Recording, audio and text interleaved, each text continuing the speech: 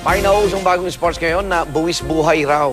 Yan ang downhill mountain biking. At Igan, ang bisikletang ginagamit dyan, sing mahal daw ng isang brand new na kotse. Narito po ang report. Para sa ilan, sapat ng adventure ang pag-akyat sa bundok. Nakakapagod, pero masaya ang karanasang baon nila pagbaba. Pero ibahin nyo ang dalawang ito. Ang trip kasi nila, buwis buhay na pababa, sakay ng bisikleta. Yan ang DH o downhill mountain biking.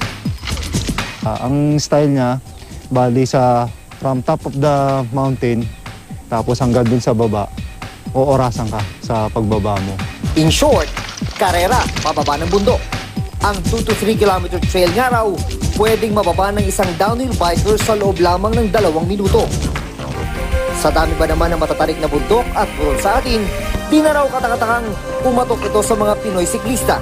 Napakagandang kumbaga spot din ng Philippines. Parang sa tennis may clay court, may grass court. Parang ganun din siya, may clay, meron ding spot na sandy. 1970 nagsimula ang downhill biking sa California, USA. At sa mga nakalipas na taon, ilang Pinoy downhill bikers na rin ang nagbigay karangalan sa ating bansa. Si Vance Mendoza nga, kauna-unahang Pinoy at Asyano sa UCI World Mountain Bike Championships sa South Africa nitong 2013. Si Joey Barba naman, silver at 2-time gold medalist sa Southeast Asian Games. Habang si Michael Borja, silver medalist sa 2005 SEA Games. Kaya para sa mga local enthusiast ng downhill biking, itinatag ang Downhill Riders Organization of the Philippines o DROP.